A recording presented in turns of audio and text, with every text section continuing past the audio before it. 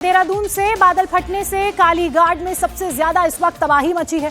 देहरादून का ये कालीघाट इलाका जहां पर 26 लोग अभी भी फंसे हुए हैं। बादल फटने के कारण जो मंजर देखने को मिला, जो तबाही यहां पर मची, उसके कारण लोग इस वक्त यहां पर फंसे हुए हैं और प्राथमिकता के तौर पर लगातार इन लोगों को यहां से निकालने की कोशिशें तेज हैं। देहरादून का कालीघाट इलाका जहां पर सबसे ज्यादा इस तबाही का, इस त्रासदी का असर देखने को मिला, बादल फटने की वजह से 26 लोग बताया जा रहा है यहां पर फंसे हुए हैं और उन्हें निकालने के लिए तुरंत तत्परता से, तेजी से काम हो रहा है। हालांकि अगर हम सहस्त्रधारा इलाके की बात करें तो वहां से लोगों का रेस्क्यू शुरू हो चुका है और जो ऊपर के गांव हैं, क्योंकि सड़क कनेक्टिविटी इस वक्त प्रभावित है, इस फ्लैश फ्लड की वजह से कई सड़कें प्रभावित हैं, लैंडस्लाइड हुई है, तो टीमों को पहुंचने में थोड़ी मशक्कत जरूर हो रही है। लेकिन पैदल रास्ते से, जैसा कि हमने उत्तरकाशी में भी देखा था, ट्रैक करके टीमें पहुंच रही होंगी और लोगों को बचाने का काम तब संभव हो पाएगा जब टीमें वहां पर पहुंच पाएंगी। मुख्यमंत्री पुष्कर सिंह धामी भी लगातार ग्राउंड से हर एक हालात, हर एक सिचुएशन, हर एक तस्वीर पर नजर बनाए हुए हैं।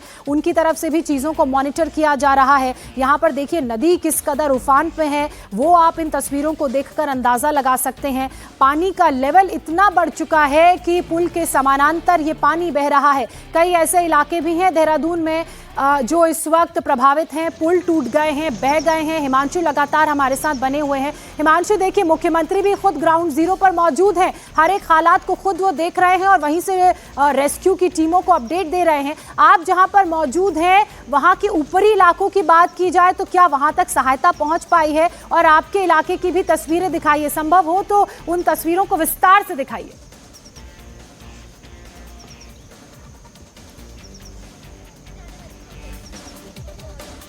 तो ये तस्वीरें आप देख रहे हैं कि लगातार मुख्यमंत्री पुष्कर सिंह धामी देहरादून के अलग अलग इलाकों में जाकर हालात का जायजा ले रहे हैं। इससे पहले हमने देखा था कि उन्होंने एक जगह का दौरा किया था जहां पर पूरा का पूरा हाईवे ही गायब हो चुका था। अब जहां पहुंचे वहां पर आप देख सकते हैं कि कितना पानी और मलबा आया है, जिसके चपेट में कुछ गांव आ गए हैं, कुछ रिहायशी इलाके आए हैं और इस वक्त वहां पर खुद पुष्कर सिंह धामी मुख्यमंत्री उत्तराखंड के दौरे पर पहुंचे ताकि वो जमीन पर जाके हालात का जायजा ले सकें।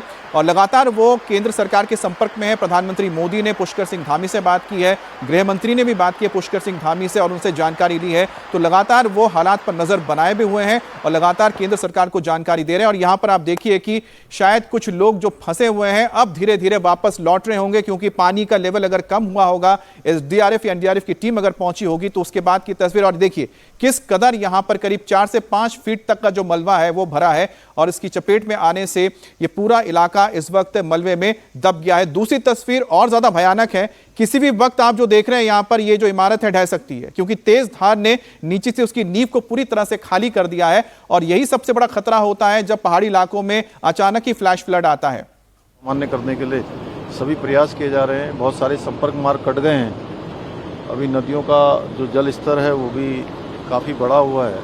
पुल भी खतरे की जद में, आप देख रहे होंगे ये हमारा सोंग और बांदल पर, बांदल 2 नदियां यहाँ पर मिलती हैं, तो उस पुल को भी खतरा हो गया है। इसका जल स्तर कम होगा। हम लोग सभी विभाग हमारे युद्ध स्तर पर काम कर रहे हैं, सभी कोऑर्डिनेशन कर रहे हैं। आज आदरणीय प्रधानमंत्री जी ने भी प्रातःकाल सारी जानकारी ली है, उन्होंने चिंता व्यक्त करी और हर प्रकार से हमको आश्वासन दिया है। आदरणीय गृह मंत्री जी ने भी कि हर समय राज्य में जो आपदा आई है, आज देहरादून में जो बड़ी जल भराव और बादल फटने से नुकसान हुआ है, उसके बारे में आकलन किया है। मैं उनका भी धन्यवाद भी करता हूँ और हमारा प्रयास है कि हम हर प्रकार से जो आपदा पीड़ित हैं, आपदा प्रभावित हैं, उन सभी को हम लोग हर प्रकार से जो है सहायता करके जनजीवन को फिर से पुनः लाने के लिए सभी विभाग हमारे युद्ध स्तर पर काम कर रहे हैं। उत्तराखंड के मुख्यमंत्री पुष्कर सिंह धामी को आपने सुना।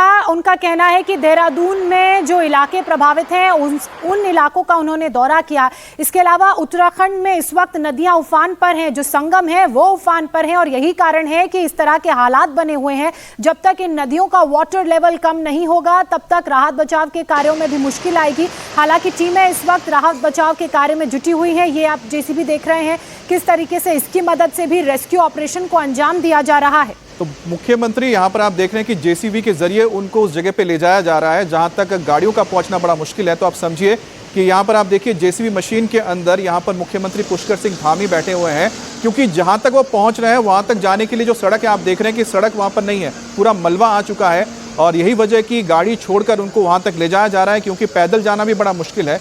लेकिन मुख्यमंत्री लगातार उन हिस्सों तक पहुंच रहे हैं जहां तक कि लोग भी पहुंचने में काफी दिक्कतें आ रही हैं, ताकि जो ग्राउंड सिचुएशन है उसको समझ सके।